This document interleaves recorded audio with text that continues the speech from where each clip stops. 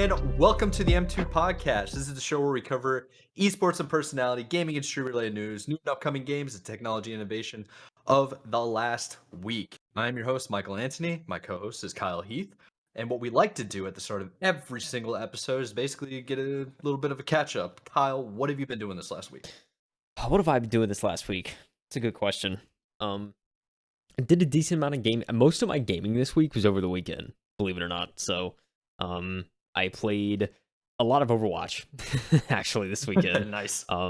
Yeah, played a lot of Overwatch 2 ever since we hopped on. I guess it was last week. It feels like it was longer. It was last week, man. It was last week. I don't know why. It felt like it was like weeks ago, but yeah, we hopped on last week after we wrapped up the show and had a lot of fun. I really enjoyed it. It was one of those, like, I had maybe like a couple hours on Overwatch at most, so I wasn't familiar with the game at all.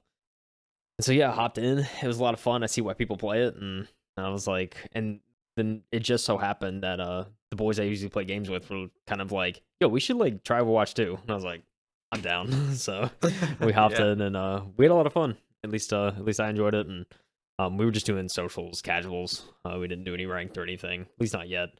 I don't know. I'm still debating if I want to ruin the game with ranked yet, because like I feel like I haven't reached like the max amount of fun out of socials yet. So once I hit that, it's like, yeah, probably want to try ranked, but that's kind of where I'm at now. Just been and I've been doing we've just been doing the open roll queue. I've just been I think I've been queuing mostly all. I'll just do the all queue and just queue whatever. But more recently I started doing just DPS and tank. And Winston was really fun in the tank role, probably my main there. And then Nice. And then yeah, the DPS for me, it's between Sojourn, Soldier, and kind of like the main ones. The main like kind of starter DPS, I feel like, but do that Reaper a little bit. I don't know, man. It's just fun. Like I don't know what it is, dude. I feel like I frag in this game. I don't even know why. It's just like I think it's just part of the game design. They just like give you eliminations pretty easily, so it's like. So yeah, they do. It's satisfying. It's not even like you'll get eliminations sometimes when you feel like there should be assists. Yeah. So, yeah. Like other games, so you've been watching a whole bunch of Halo too, and I know that. It's a lot harder to get eliminations in that game, right? Like to get kills, you actually have to destroy the person, and to get assists, you have to do more than half damage. Yep. Out of their shields, which is like it's a lot. It's a lot of ask, but it's like I think in Overwatch, it's you get an assist just by. I mean, there's a whole bunch of different ways to do it, but really it's like just add some form of damage or some type of assist literally to help your teammate, whether it's like recovery or damaging the other person or putting orbs and stuff if you're Zenyatta. Yeah, but exactly. It's pretty nuts. Yeah, it's pretty crazy, but yeah, that's for me, I've been getting a lot of enjoyment out of that. Funny enough, played I'm gonna advocate for it always, you know, just because why not? Like some people may dog me for it, but I don't care, dude. Roblox Arsenal is the best one of the best FPS and one of the best free FPS games you can play on PC. I'm telling you right now. It's Roblox Arsenal. Yeah, it's called Arsenal. It's a mini game on Roblox. It's essentially just like gun game, and they have like gun game, they have like it's just an FPS. Like it's an arena shooter where you literally just join up. Games are super quick to join. You get like there's gun games, there's railgun games, so it's like just like you just do railguns for like 15 kills, and then there's like all these different little game modes, and it's just an FPS game, and it runs stupidly smooth. Like I don't know how it like blows my mind how well it actually runs on like a tiny little like web client. It feels like, but like it runs super smooth. It feels like you're playing like a AAA title. It's kind of crazy, but yeah, that's pretty much the only game we delve into on the Roblox side. But like, there's something for everyone, man. And if you haven't tried Arsenal and Roblox, I would highly recommend to just jump in because it's really easy to join. It takes like only a few minutes, and then you're off to the races playing. So it's not a lot of load time, but a lot of fun. And they even have like skins and stuff like that, and that you can purchase for credits you get over time in game. So it's like you just keep playing, you get credits, and then there's like a shop. There's a daily shop too that updates. Like it's pretty interesting, but yeah, played a lot of that too. I don't know. I don't know if there was much else this week for me. I think we may have done a little Back for Blood at some point, but that was like, still, I think I don't even know if we're at the halfway point in that game yet, honestly. We're kind of juggling between a ton of things right now. Also, was able to play a little bit of Saints Row. Had a much better experience this week for my Oh, for the that's time good. we played. We didn't have any crashing or anything, which is good. So yeah, I suspect it was probably like a server issue on the previous run, but it is what it is. I don't believe there's been an update still to that game. Very interesting. So hopefully, in the coming weeks we'll hear something. But yeah, Yeah, hopefully they patch overall, some of the bugs that you've been running across. yeah, yeah. There's a lot of interesting content so far that was unintentional, but it's there. So um, yeah, overall very interesting. But that's been pretty much me for this week though. What about you, Mike? Have you had a chance to get back into some gaming? I know past couple weeks have been busy for you. Yeah, I've been playing a ton of Overwatch. Hold on, real quick. Got the dog going crazy already, popping off at the start of the Can you cast. hear the guy? No, dude, your mic is completely cutting it out, so I don't hear anything. He's going nuts though. People watching the video, just look at this. Look at this man's right now. It's so He just funny. fell. It's so funny because you literally told me before the podcast you were like, I'm gonna walk this dog and try and get as much energy out of him as I can, It doesn't work, and it just man. didn't work. It doesn't work. I walked him for an hour, and then we sit down, and then he's like, "All right, I'm gonna be a total jerk," and just start demanding attention. And he's howling now because he's a beagle mix, and they require a lot of attention and a lot of energy. Yeah. So, Well, aside everything from is being walking this dog, I've been mostly doing Overwatch, and we back. way back. All right, so the dog was going completely mental. I got him a little bit of peanut butter and put That's on, the trick. which is side note about having a dog. They make YouTube videos that are like supposed to chill out your dog. I thought it was a complete myth, but it actually kind of works. That's The actually pretty music's crazy. pretty like soothing, and then it has a little bit of video. Yeah. Dogs don't really watch TV, but when you when they're just vibing, they'll just Yeah. stare at it and then fall asleep. So we'll see if that works for the rest of the pod. Sorry, But sorry. what I was saying was, is, yeah, like since last week, I've been playing Overwatch almost every night, except for last night. I took a break, but I'm just trying to catch on to the meta. I'm trying to learn the characters a little bit more. Like I played Overwatch 1, nothing ever serious. It was always like a solo queue into ranked, zero warm up kind of game for me. Like I didn't care. Nice. I Yeah. just some games when I just don't care about trying, I just load up and go in like cold turkey. Yeah. Who cares, right? Um, but I've been playing and winning a lot, and I'm like, okay, maybe I should actually take some time to understand this game. So the tank I've been getting used to was Diva, who should be getting a nerf, I think. They're gonna make adjustments, and a patch is gonna be coming out on the 24th of October. So I think that's a Monday.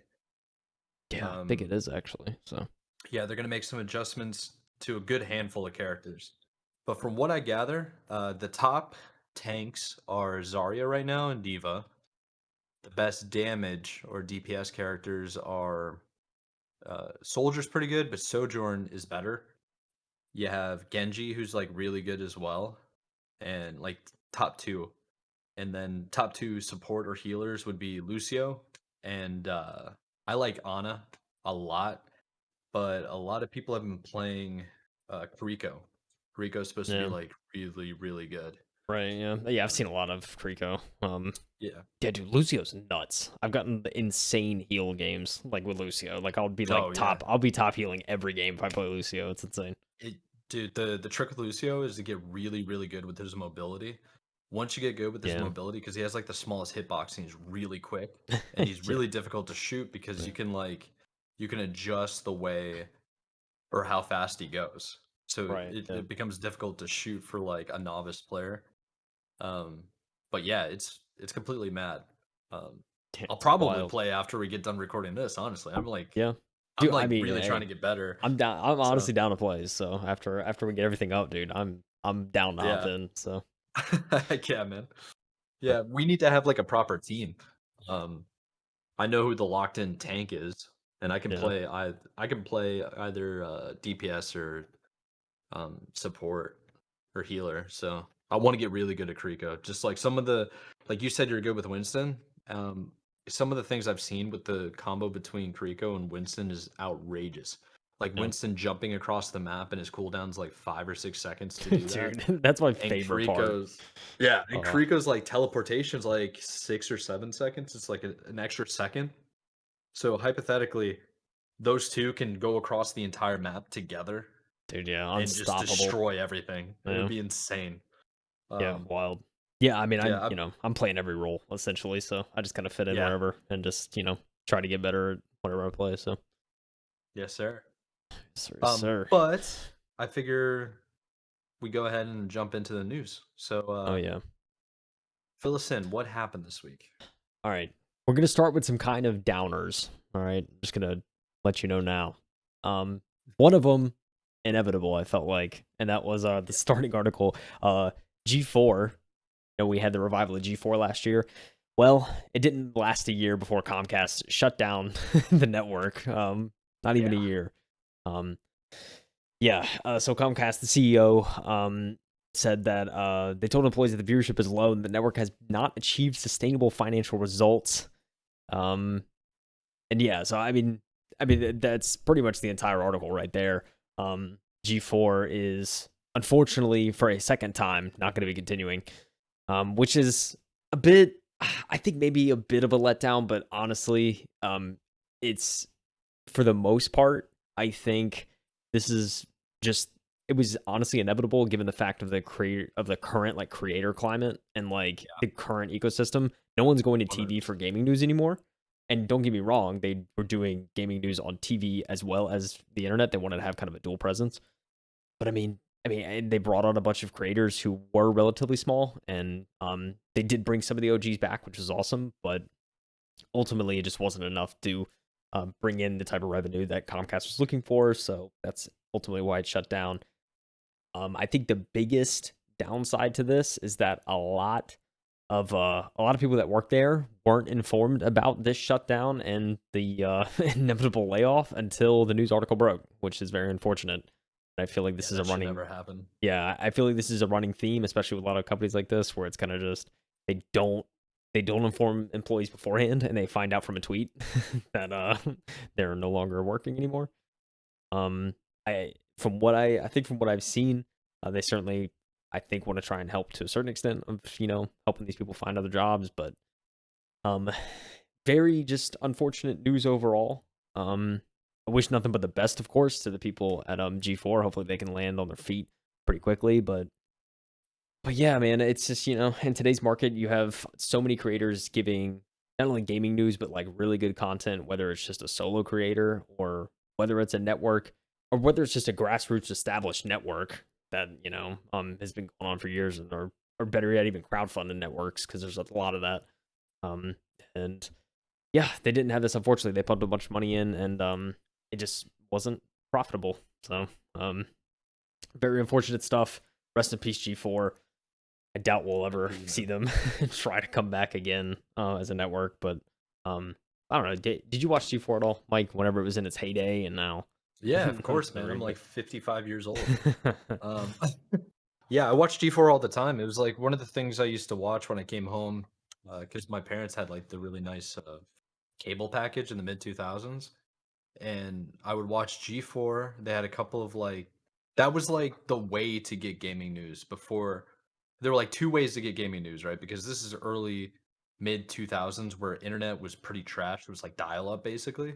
Yeah, Like we were getting just out of dial up into cable, yeah, like coax cable. So it was like the there were two ways to get gaming news, really. It was either you watch TV, which is what G4 was, or you got like Game Informer, the magazine. yeah. Very true. And Game Informer was like super delayed mostly. They would do like once a month and they'd be like, okay, these games are coming out. This is what we saw. These are the reviews. Yeah, And you just took like that's just what it was. It wasn't like how it is now where it's just constant tweets, constant information, constant updates. yeah. It's like Not at way all. more demanding now. I think G4 served its purpose for a long time. I'm not exactly sure why they came back, but I mean, I felt like it was worth a shot. The big problem with them, the big problem with them is that they had like in the climate that we have now, most people are going to find out their gaming industry like news from content creators, similar to like us as podcasters. They might find us, but Yeah. really, it's like if you want to find out about a new game, you're gonna go try to find the expert of that game or the game before it, or in that genre. Like for me, for example, if you're huge into FPS and you want to see how a competitive game plays, you're gonna go find like a pro streamer that like Yeah. is really good at FPS to understand how the game should be played, right? So I feel like there's just the climate has changed in general. Yeah. Yeah. Climate's it's changed a lot. And Mhm. there's unfortunately just not really a market for a network like G4. And especially the current state. I mean, you get the constant news feed, you go on social medias, you see everything you need to see in tweets and just from other creators. And yeah, I mean, I akin to what you were saying about you go to your favorite FPS player to see the news. I mean, that's like Call of Duty. Like everyone goes to Scump stream to see like news on COD, right? Like Exactly. Yeah. everybody. Like Yeah. so yeah, I mean that's the current market we're in. Rest in peace G4. I wish nothing but the best to all the people that work there. But yeah, and a lot of them are creators. I think a lot of them are probably self-sustaining for the most part. Oh, At they're least, gonna. at least a couple of them were like pretty self-sustaining. So at the end of it, they'll be fine. But it's kind of just like it's very unfortunate. And some people saw the writing on the wall before it even happened. I know. I know one creator that worked there. His name is the Black Hokage on Twitter. He's a really he's a really funny guy and like he put out like some pretty good content. And he said I think he left the network like in August because I think he kind of saw like what was going on and he anticipated it probably wasn't going to be um on for much longer. So yeah, he ended up leaving. But and there may have been other reasons. I don't know the full thing, but yeah, it's overall just very unfortunate. So rest in peace G4. R.I.P. We got other things to use now. So um, anyways, another downer of an article. You ready for this? I'm just bringing all the bad news Yeah. today, dude. I pulled This this one's rough. from I pulled this from People Matters. I don't know what this is. It's some site where I got the news for free because this article is pretty much on every paid service, whether it was like Washington Yeah. Post or like Frontier. It's like on everything. So Even Forbes. yeah, Forbes usually just hands it out. yeah. But even this is like nope. But Microsoft is actually planning to lay off nearly 1,000 workers across multiple divisions as the software maker's revenue is expected to slow in the coming months. Latest move seems to come after Microsoft's reported weaker sales of Windows licenses for PCs. According to the website, they're currently about this is a complete typo, but 221,000 employees worldwide. According to the latest move, 0.45%, nearly 1,000 on the workforce would be relieved of their jobs. The number of layoffs spans various departments and regions, including gaming and operating systems such as Xbox, Windows, and Edge. Microsoft's spokesperson said to CNBC.com that, like all companies, we evaluate our business priorities on a regular basis and make structural adjustments accordingly. We will continue to invest in our business and hire in key growth areas in the year ahead. So it's like they're dumping a bunch of people, but they're saying that we're still going to be hiring, in the near future. Yeah. So it's like kind of a weird. I mean, I don't know. I guess I would assume that if they're going to hire in the future, it's going to be completely different jobs that they probably wouldn't be able to translate well with current employees. If that's the case, at least I would hope. But yeah, it's kind of wild. It says the latest layoff reports also come almost 3 months after Microsoft announced they would be sacking 18,000 employees over the next year as part of a structural readjustment. This included 12,500 workers in the company's sales, marketing, and engineering divisions. So, dang, dude, Microsoft's just canning people. It's kind of wild. Yeah, there's not. It doesn't seem like there's too much to report on this, but they don't also they don't seem to give much detail as to like who exactly, like which department specifically. It's kind of just like it's sort of like a blanket like across the company we're getting rid of people kind of thing. So very odd overall, I think. Yeah, I think it's really interesting. So this website, that wasn't actually a typo, just FYI. This is a website from India, and that's how they do their numbers. I see. But it took me a while to realize that, to be honest. But if you think about it, right, like if they're laying off 1,000 people across multiple divisions, so it sounds like a lot, but for a company like Microsoft, that's really not a lot. Yeah, yeah, it's true. 0.45% of their employee base or their workforce. And that is like, I mean, that's kind of a big deal, but it is a worldwide company with loads and loads. Very true. So I just hope that they found out more in a more professional manner than an article, like the people Yeah, at yeah, G4, man. yeah. Let me That's a good ask you point. this, just like speaking of layoffs, there were like a ton of layoffs a couple of years ago because of everything that was happening, right? Um, would you rather be laid off in a Zoom meeting with like 100 or more other of your like colleagues where they're just cutting out an entire division, or to find out in an article? Yeah, I think the Zoom meeting would be a It's better approach, just find out before it goes public at least. Um yeah, at least, have some dignity. facts, So, yeah. yeah, yeah, I would agree with that. Definitely think it should be on a personal note before going to the public. Yeah. It's gonna be interesting, like with just how everything. Do you follow economics at all, or like the economy and like how the stock market's handling? Yeah, I Apparently mean, all yeah, these the market and everything I definitely follow at least a little bit. yeah, everybody seems to be panicking right now over like interest rates and Yeah, inflation and stuff. So it's like maybe this is preemptive, or it's just like routine maintenance over a couple of years. They're just like, okay, well, we're adjusting the company because we need to like the market's adjusted. Like right, nobody yeah. really cares about a certain industry or product anymore. So they're like, okay, let's keep people, try to move them over to a new division, or like some people just got to go, and that happens. Yeah. Yeah, very true. Um Yeah. yeah, I don't know if it's recession related or not. It's kind of hard to say, but regardless, dude, you're getting canned. Um Yeah. yeah. S- But I know first couple articles kind of downers, right? I have a Yeah. very But interesting article for the third one here. turn the franchise around for us. Come on. Turn the franchise around. All right. This is coming from Video Game Chronicles. This is very interesting. I heard about this earlier today, and so I found the article later on. But it says developers are claiming that many studios, or at least one developer is claiming that many studios are asking Xbox to drop the mandatory Series S compatibility.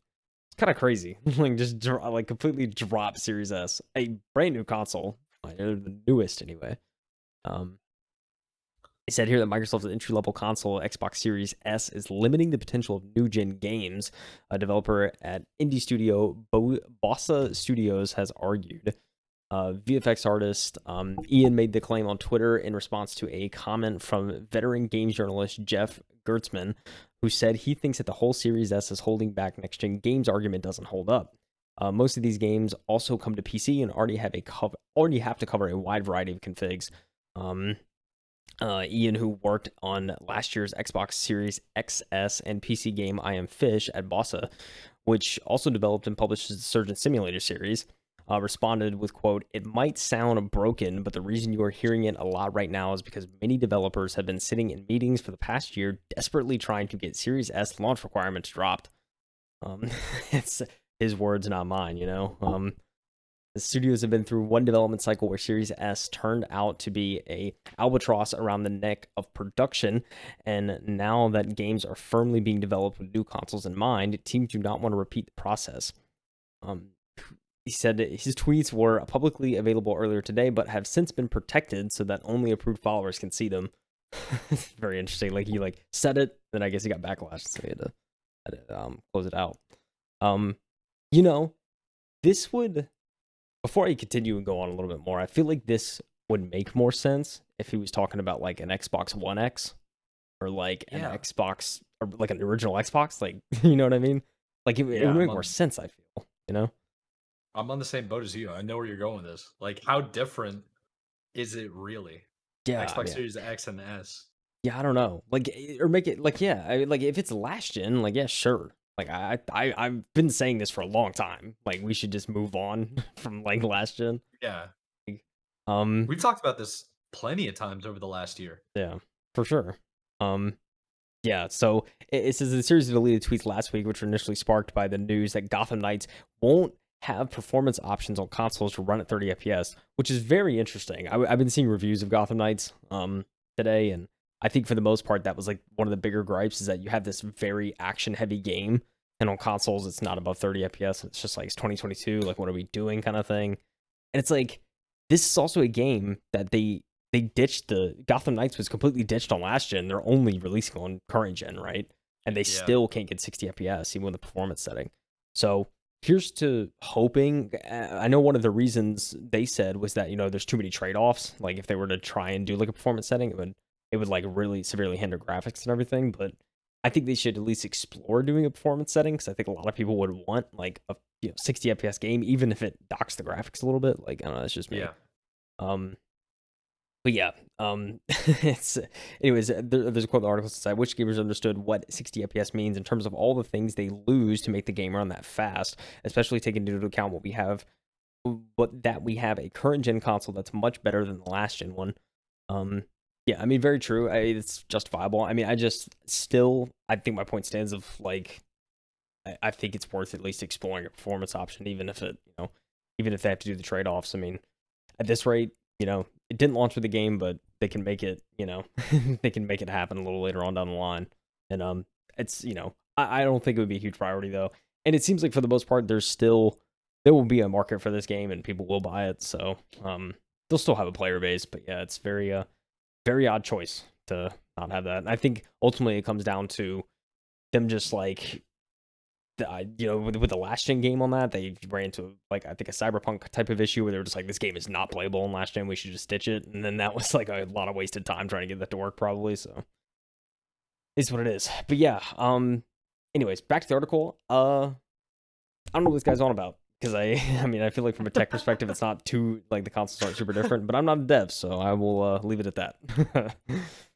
Yeah. It's kind of hard to take as like because neither one of us are devs. We're just consumers, really, and we enjoy video games. Right. Yeah. And I don't understand how it's just not possible to do Xbox Series S and X. Like it's new gen. It should be the same software, just different hardware, right? Yeah. But the thing that's like kind of silly is this to me it's silly. And I understand what he's saying, but it's like I wish gamers understood what 60 FPS means in terms of all the things that they lose to make the game run that fast. I'm like, have you played Destiny 2 all max settings?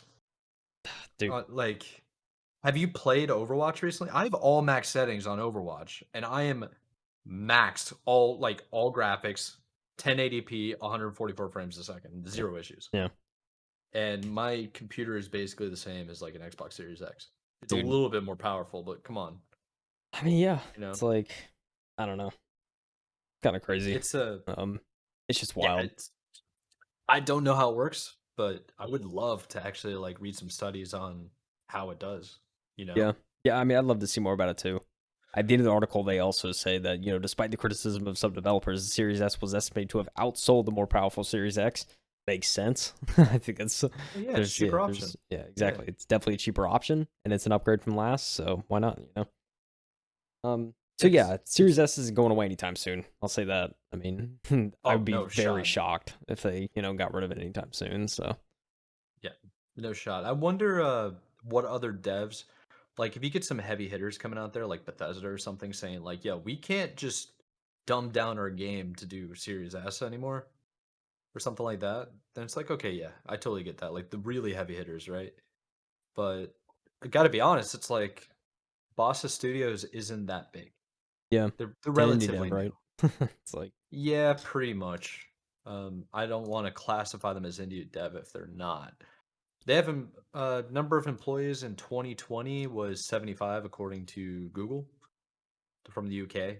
I mean, yeah. it's a good series. Have you seen anything on Surgeon Simulator and Oh I yeah. Am Bread? Yeah, and they're Yeah, great games. Yeah. yeah, they're great games.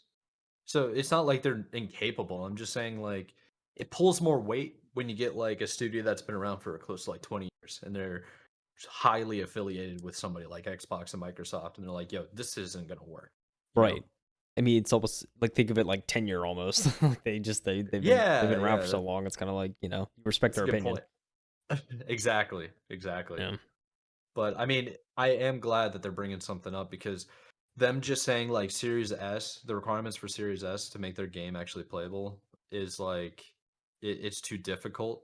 It like what he's basically saying is it diminishes the quality of their game. Right. That's fine because like Xbox One and Xbox One X, it was like that's exactly what it was. Like you mentioned Cyberpunk. and that's probably the perfect example of a game that like should not have launched on last gen. Yeah, at all, you know? Yeah, it just was bad idea from the get go. Definitely, yeah. So, yeah, I mean, we'll see. I mean, I'll tell you one thing: Series S isn't going anywhere anytime soon. So, No.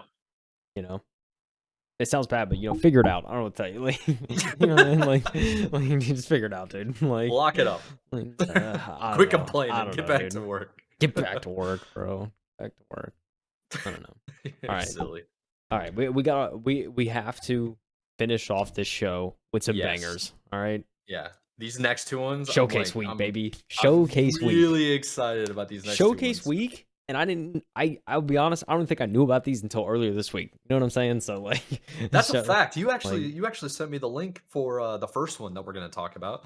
What was it like Monday? something Monday like that. morning? Yeah, I was like, oh, You just send it we in have a DMs thing with today. like Like, Pepe eyes. dude, it's bro. The second one they announced like a day before it happened. Like they Yeah, were they like didn't even say it. arguably in direct response for the first one. So what was the first one, you might ask? Well, Oh, Silent Hill is back, ladies and gentlemen. let's go. It's very much back. Gonna mute this part anyway, but yeah, there was a lot of things announced. Konami held a conference called the Silent Hill Transmission, and they pretty much gave an update to everyone about what they're working on. And well, they opened the actual event with a Silent Hill 2 remake that is in the works right now. And let me say, graphically, it looks fantastic. I mean, everyone watching the video is seeing them right now. I mean, it's the everything, the detail is insane. Definitely next gen right here if I've ever seen it. But yeah, I mean, they show off a little trailer towards the beginning. It's very different in terms of gameplay. At least they showed a little bit. It's very different from the original. The original was tank controls, so you're kind of just, it's an overhead shot and you're controlling at weird angles. So it's very, I think it's very easy for a lot of people. They just like, they play with these controls and like, all right, I don't like this. I can't do this. But like, if you really just like spend like 15, 20 minutes with it, you get used to it and it's like, all right, I'm rolling, you know? This is, I played the original Silent Hill 2. It was fantastic. So yeah, seeing this, it's now in third person, which is the more friendlier controls, I would say. So they've changed that up. But yeah, I mean, just looking at the trailer, it's got me hyped, dude. I ain't gonna lie, you know. It is going to be coming out on PS5 exclusively at launch. However, it is a timed exclusive and will be coming to PC a year after launch. So, anyways, did you get a chance to watch any of this, Mike? Like, what are your thoughts? I don't know how you feel about Silent Hill. Well, I know. So I've only seen a couple of gameplay footage of Silent Hill for the first one that came out how long ago? 10 years ago. Yeah, And I know it was such like a cultural phenomenon because during Halloween and stuff like that, people were dressing up as that dude with like the triangle on his head. yeah, Pyramid Head. Yeah, Yeah, pyramid. Is that what it is? yeah, Pyramid Pyramid head. Head. That's his name. Yeah, and his sword. It's like Yeah, Jesus, man, dude, it's that's huge, dude. terrifying. Oh yeah, And it's like I see all the screenshots and all the stuff for the game, and I'm like, this is right up my alley. I have something to play. But the problem is I've never really owned a PlayStation since PlayStation 2. I never really got a chance to get into this to like Silent Hill. I know it's massive though. yeah, it's And it's like has huge, dude. huge following. So this is a pretty big surprise from my understanding. Cult classic, some may say. Yeah, it's Yeah. really good, dude. If you ever decide to get into like emulators and stuff, PS1 emulator, this is one of the games I would look into because it's certainly a lot of fun. I think I played the first and the second one, both fantastic games. But yeah, they still hold up today story wise. So yeah, it should be very interesting. I very much looking forward to it. They talk a little bit more throughout the presentation about they talk with the composer who's doing the music for it. He seems like he's really trying to do something different, trying to adhere. I think the biggest thing about this remake is, which they make a point of, is they want to stay true to source material, but obviously they want to kind of make it for a more modern audience, which is the right approach for a remake, in my opinion. But yeah, they all seem very, very passionate about the project. So that was like the first thing they announced. They're working with a team. They're working with a Team Bloober, which is they're the same team, about 200 members. They developed Layers of Fear, Observer, Blair Witch, and The Medium, which are fantastic games, fantastic horror games. So So yeah, I'm very much like on board with that. The fact that they already have a nice little track record now of good horror games, and then they're going into this, they know what they're doing. So gives me a lot of hope. The Polish developer. They do come on, talk a little bit, talk about their process and what they're doing for the game, and they kind of justify some of the choices they made so far, at least from what they showed. And yeah, dude, I mean, all around, it's just they even show like some of the in studio stuff of them, like playtesting and doing all that, which is very exciting. So, yeah, very much looking forward to this. This was not the only announcement though, Mike. There's so much more. I'm gonna skip ahead a little bit, because they discussed next there are a few games in development. Another one is Silent Hill. I think I don't want to get the name wrong, but it's a game developed by No Code. It is another kind of sort of Silent Hill entry. And we just got a teaser for it, not much info. The teaser did look very interesting though, so very much interested to hear more about this. The teaser itself really is just like almost like a little like video player sitting on a desk, and it kind of just zooms in, and you hear like a monologue almost, and then you see like stuff going on in the actual monitor of this thing.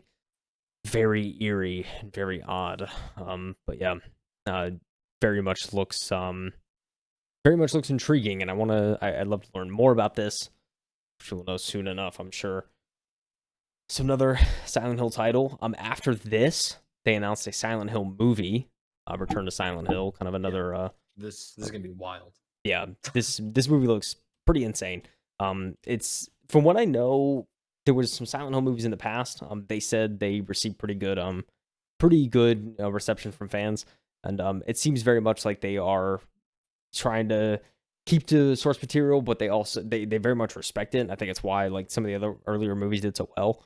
And so they talk with the director, and he's very much like, we're in pre-production now, but we already have a storyboard and everything outlined. We know exactly what we're doing or we want to do.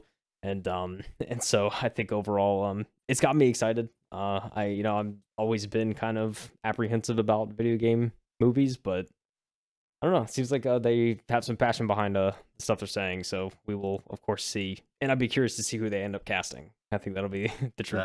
That's probably the biggest one. Yeah, yeah, that's who they'll actually end up getting. Yeah, I mean, definitely have to. But yeah, it's it's funny. They actually talk about the movie for quite a while, and they show storyboards and the whole thing. So, yeah, they go on. I feel like a third of this actual kind of live stream was just about that movie. So, they certainly had a lot to discuss. But yeah, after the movie, they talk about some merchandise. You want some Silent Hill merch, Mike? At all? Intriguing? Yeah. I mean, kinda. I could use some more flair on the desk setup.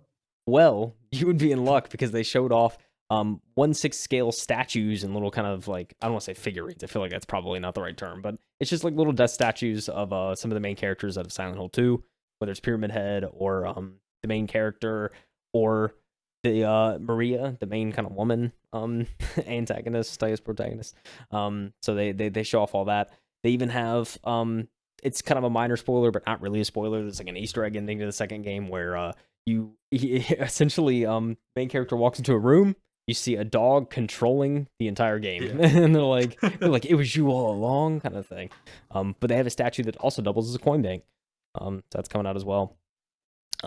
They have limited edition boards. They look like skateboards, like the different a bunch of iconic characters from the games, from all 4 games, so 1 through 4. Those look really interesting.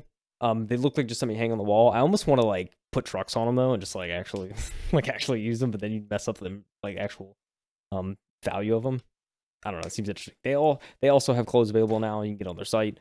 And they have some fully articulated collectible figures that you can get to of like Pyramid Head and the different the bubblehead nurse, which is very interesting. The nurses in that game are terrifying. But yeah, you can get a figurine of that as well.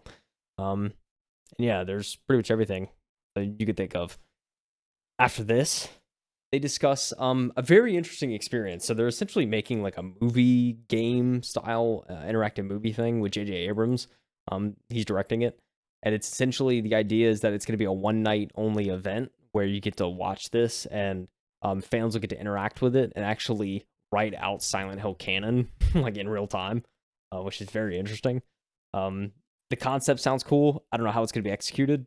That's because I don't know how they're gonna get like. I guess it's gonna be like a voting system of some sort, but be very interested to see what they do with this. But it seems ambitious. I will say that. A Silent Hill Ascension is the name of that. So yeah, It seems like such a good idea. It does, right? Like I don't know. Didn't Black Mirror have that something similar, like multiple endings? You go through the entire show or something like that on Netflix. Yeah, I Am I think so. mixing? I didn't watch Black Mirror much. I think I know what you're talking about though. They had like some sort of interactive like quality to it. Yeah, that's such a good idea. Um, the cinematics and stuff like that for what J.J. Abrams gonna do looks amazing. It looks like it could be like a horror Pixar movie. Yeah, You know? definitely looks interesting. But yeah, they talk about this for a little bit. They're working with like 3 or 4 studios to make this happen. It's like a huge project, it seems like. So, they talk to a lot of different people. But yeah, that's gonna be sometime next year. No exact date yet. But yeah, it's very much a thing. Now, there's yet another Silent Hill game that was announced. We got a little trailer for. Very, very interesting trailer. But yeah, Silent Hill F is the title of this game. And I'm not gonna speak too much on the trailer. I feel like you should go and watch it because it's just like it's kind of hard to describe, and it's there's a lot of mystery there, I guess I'll say. Um, but yeah, that's another game. I don't think we got a date or anything for this. It's kind of just this is another game in the works, um, but nevertheless, looks very proper creepy, I must say. Um, yeah, so definitely give that a watch whenever you can, if you're in a Silent Hill, that is. I don't want to Yeah, it's speak definitely for you, worth but watching. It's like it's super gross, but it's also beautiful. yeah, You no, know? that's a good way of saying it. It's like you just can't look away, but Yeah, you kind of want to look away. You know? yeah, It's definitely. like a paradox almost is probably the best way to put it. Yeah. Definitely worth checking out. Oh yeah, for sure. But yeah, I mean, after seeing all this stuff, overall, it's got me excited for Silent Hill again. It's been over a decade since we've really seen like a Silent Hill game of any kind. So to know that there's stuff in the works and to know that Konami is back, like making this stuff Yeah. again, is like crazy because they were out of it for so long, especially after falling out with Kojima. But Kojima's doing better, bigger and better things. So um, looking forward to that stuff as well. But Konami's back, Mike. What do we think? Are we excited? Do you want to try and get into the Yeah. Silent Hill universe, dude? Yeah, I think we got to be excited, right? I mean, why not? The more legendary developers we have come back, bringing back old franchises that had huge following, the more potential you can have for like building a better genre, I think. Yeah, for sure. Yeah, I Maybe mean, come back and yeah. add on to the story or just do something completely new. Like I want a new experience Right. Which ultimately. yeah, which seems like Silent Hill F is going to be that new experience for Yeah. Silent Hill. So very excited for that. But yeah, the remake of two is like one of the best in the series, if not the best. So the fact that they're remaking that is very exciting. It's going to bring a new player base and for people to check it out. And but yeah, I think the modern take on it too will be interesting. Um, I'm going in with open arms, man. So especially if I got a good old PS5 by the time it comes out, I have to cop. Um, but yeah, we'll see. But yeah, that was it for the Silent Hill live stream. A lot of info there packed into a nice little kind of 30-45 minute show.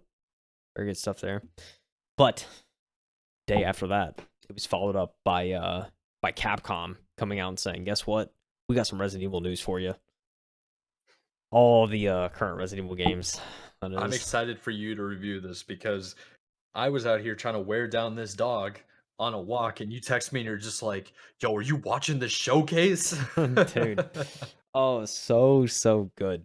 So, um, it kind of opens up, kind of giving you a preview of everything they're going to show. But for the most part, they start off with actually I took some notes too. I'll pull out my notes here. So you're looking at my phone, but I promise I'm looking at notes. So, Show notes. um, Let's go. yeah. So Resident Evil, they start off Resident Evil 8, kind of talking about Resident Evil Village a little bit. They are getting a gold edition that is actually dropping next Friday, the 28th of October, so very soon. The gold edition includes a brand new kind of DLC story that you can play through as the daughter of Ethan Winters, the main character of the game. Very exciting stuff there. The game will also now have a third-person mode, which I think is pretty cool. I think it'll play surprisingly different, I feel like, from the first person. so Yeah, I think so. so yeah, very excited for that. They are coming out with an RE-verse kind of multiplayer expansion type mode that is free if you own the game. So if you own our Resident Evil Village already, you get that completely free. There is actually going to be an early access October 24th, so next Monday, if you want to check out the early access for that. That's if you own the game. Very interesting thing I saw, and describe a little bit more. I'll try and skim through this a little bit as I go too, because they spend a little bit of time on just the main thing, the main kind of DLC story, and talking about third person and how that is going to be and how it kind of influences another experience.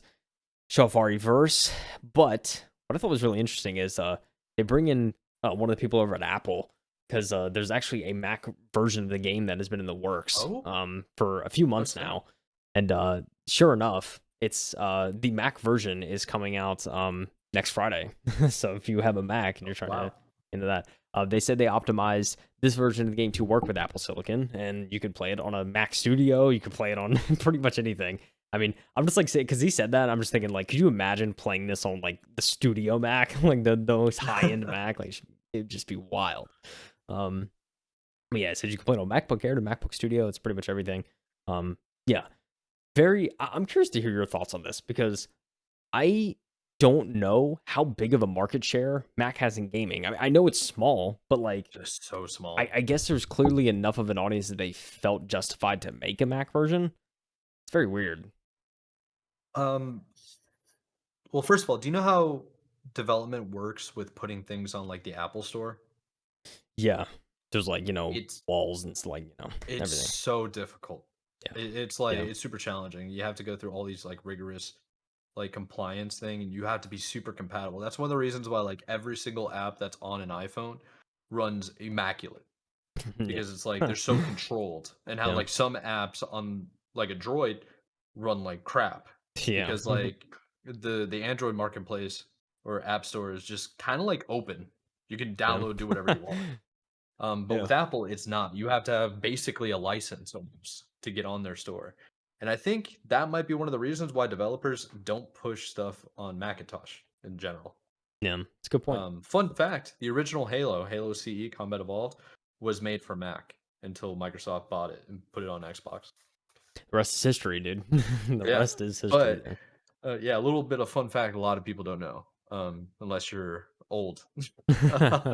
so so the thing is, it's like I I don't know how much of a market share Mac has, like, in the PC gaming space, but Yeah, it can't be a lot. I don't know anybody that, like, seriously games on a Mac, because yeah, it's such a yeah. I challenge. You mean, gotta get, I like, a don't. Windows emulator or, like, Windows virtual machine in order to play games. Right. Yeah. I mean, for real, for the most part. Um, yeah. I mean, there's some people that they'll just have like a MacBook for work and whatever else they do, and then they only have a PC Yeah. for gaming and like a Windows PC. So yeah, kind of crazy. But yeah, so Mac version is coming. That is next week. Yeah. They also announced cloud versions of all their games that can be played on Switch, which is very interesting. Yep. So if you're Very looking to play cool. Resident Evil on the Switch, there are cloud versions. There's a cloud version of RE Village that is coming next week is when it comes out. Funny enough, the winter's expansion, the DLC expansion I mentioned earlier, is actually coming in December, which is there's like a huge like gap there. I don't know why. But yeah, so you can get Resident Evil Village on the cloud next Friday, and then the expansion will come about a month after that.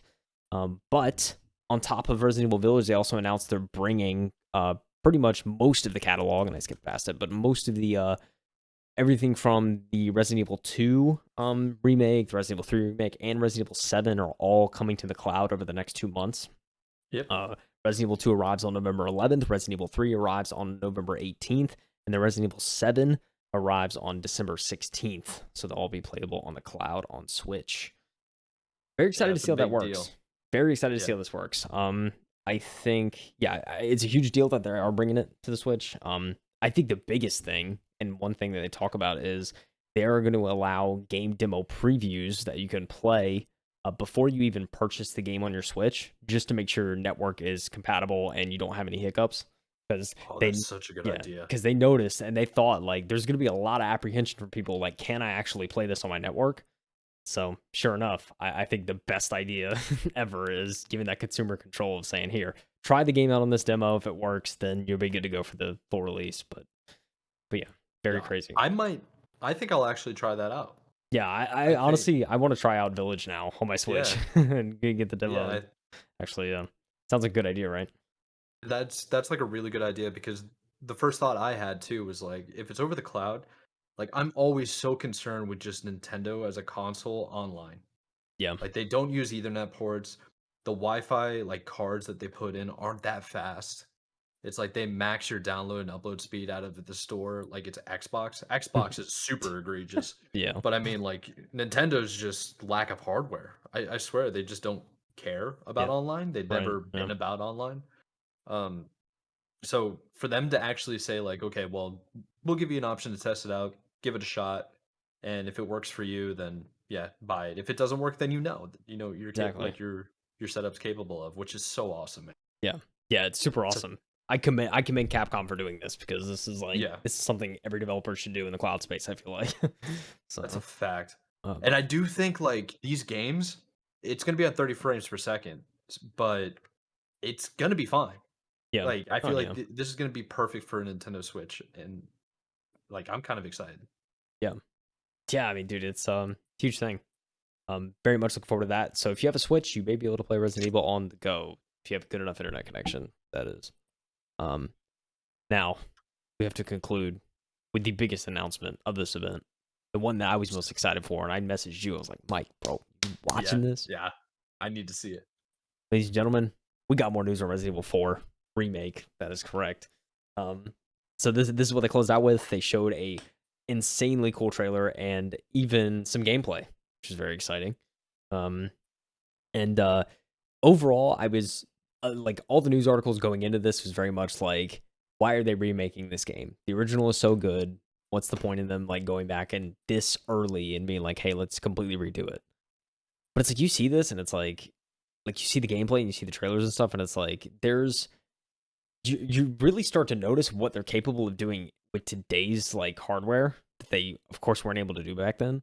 Like one of the big things, like have you ever played Resident Evil 4?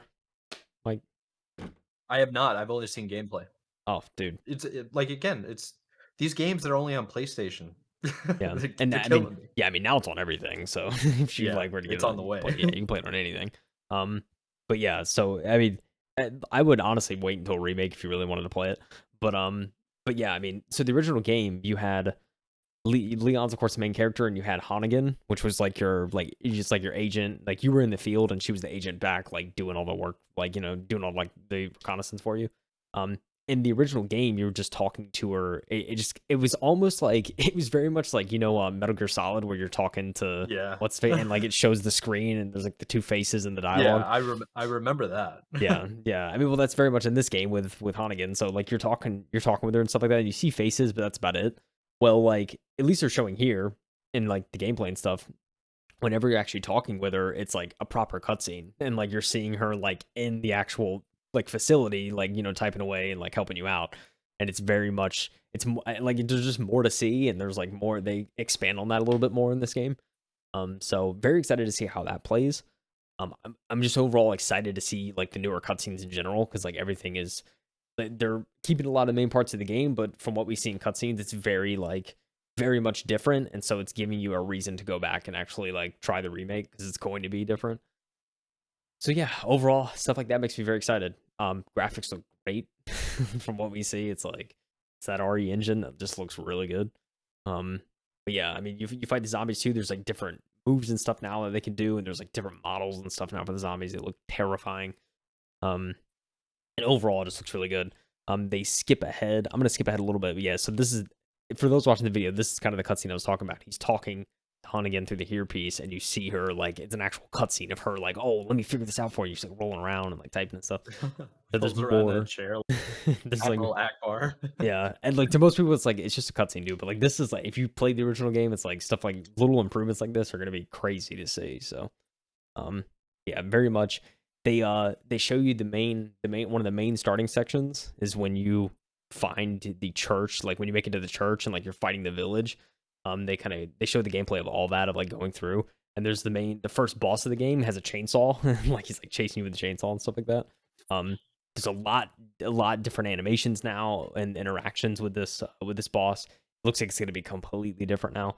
Very exciting stuff there. But yeah, it's there's also just Leon with his quips and stuff like that, and just his corniness that I miss. So it'd be good to see all that. Yeah. Overall, as a Resident Evil fan and a huge fan of Resident Evil 4, very much looking forward to this remake. And this trailer's got me proper hyped, man. Capcom knows how to release a game, and I will say, at least I always get, maybe I just get really lucky with Resident Evil releases, especially these remakes.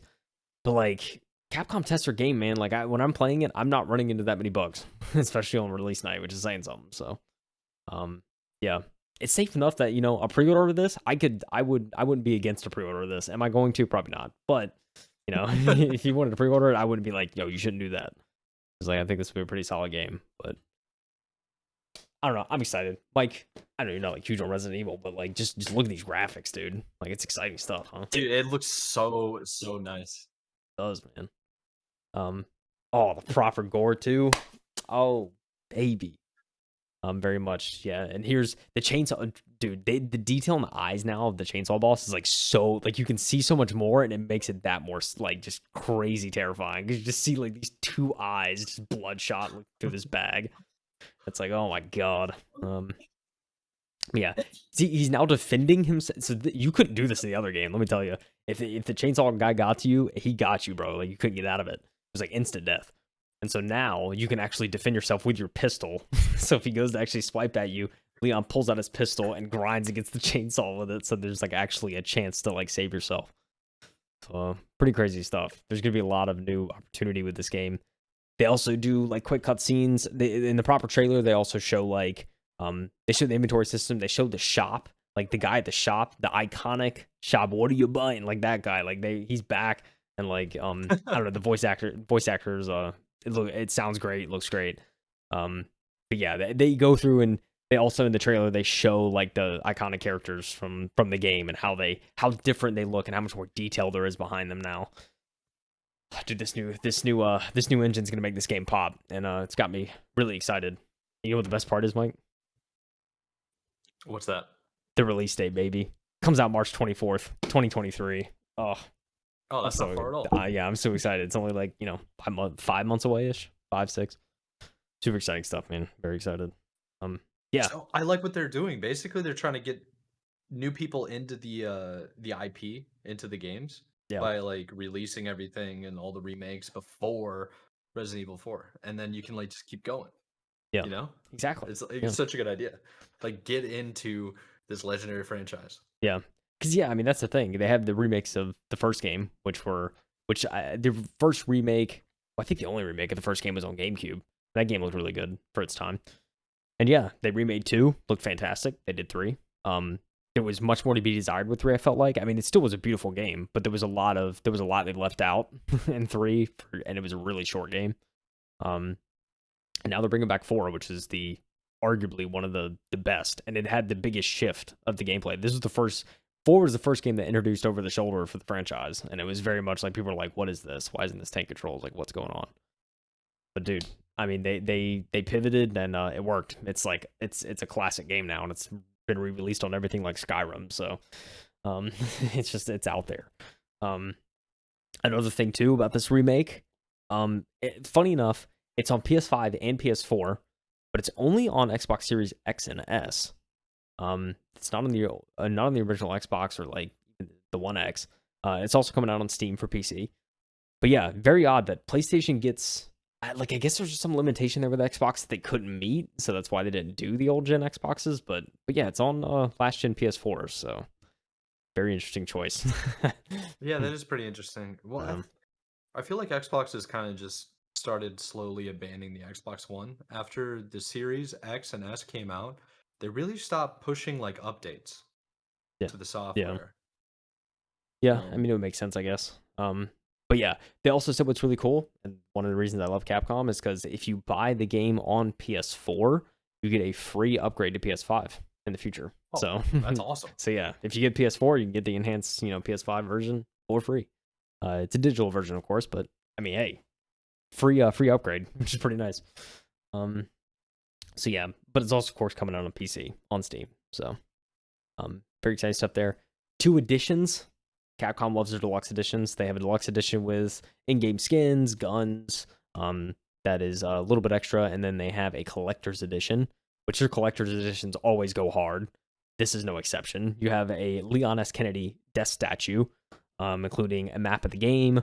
You get the DLC packs from the deluxe edition. You get the soundtrack. You get an art book. You get like a box, which looks really interesting. It's like a very it's like a Resident Evil kind of style box. Yeah. That looks really cool. So yeah, I mean, you get a lot. You get a lot with this, and if you pre-order even the standard edition, you get a gold case in game for your inventory. You also get a little, you get a weapon charm too of handgun ammo, which is pretty funny. Yeah, overall, very very interesting stuff. And yeah, so you even get a green herb thing. It is like very very very pre-ordery. There's not really much to offer there, but yeah, Oh yeah, I overall, mean every single game that does pre-orders now, they're like, okay, you want a desk figurine, and in-game charms. It's yeah, like almost yeah, guarantees now. yeah, very much. But yeah, so I mean, that was the last thing they showed though, the Resident Evil showcase. Very exciting stuff for Resident Evil 4. Very much looking forward to that. Could be my game of the year. I'm not gonna speak too early, but Resident Evil That's 8, bold. Resident Evil 8 smacked, Mike. I don't think you understand. I don't know if Jeez, I played it. game of the I don't know if I year, he played. says. Then again, I don't know if I played much else. So my game of the year is always kind of lackluster because there's a lot I just unfortunately miss. So it's like, yeah, it'll You know be what game of the year is going to be though, right? Elden Ring, easy. Yeah, Yeah, like easy. it's I didn't it's even going to play it be Elden easy. Ring. Like, yeah, very much. It's a lot. Yeah, I mean it's a lot for sure. Yeah, there wasn't too much to compete, but I mean Elden Ring was a fantastic game, so definitely gonna win. But yeah, that'll be very interesting too. And our just thinking ahead to our last episode this year, maybe hey, what was your favorite game this year? It doesn't even have to be a game that came out this year. Just what was your favorite game kind of thing. So exciting stuff Yeah, coming. we should do that. We should have an end of the year like wrap up and give the people like our version of like maybe our top 5 FPS of all time to give them a gauge of the games we like first.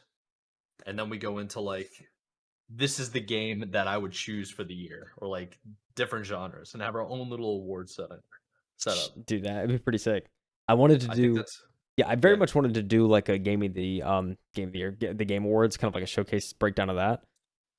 But you just gave me an idea, so I'll definitely I'll probably talk to you after the show because I have an idea now. But yeah, Okay. very exciting stuff. But yeah, as far as news articles and showcases and everything, that was it for this week. That's all I had. Well, I felt like it was pretty straightforward. Thanks for filling us in on that. Yeah.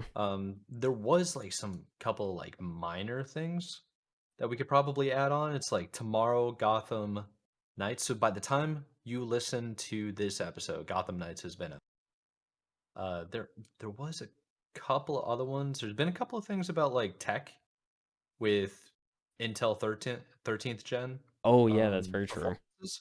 We'll probably dive into next week just because it's like I think the first bit of reviews were published on YouTube today or yesterday. Yeah. So it's like let's let it sit a little bit. Uh, a couple of different revisions with like Apple and the iPad Air doing some things. From what I'm seeing in articles, it's going backwards. Uh, I'm not too sure about it, and yeah, we got more stuff coming, and probably next week's episode that we can fill in. Very true. I'm looking forward to. It's also So, next week's episode, Mike. oh, it is end of the month. It is. Oh, it's the one before Halloween. Oh baby, this is the Halloween episode next week. Oh We're shoot. costumed up. Oh man, Costumed I'm up. about to throw mine on. You already know. I gotta find mine. I think I know exactly where it is.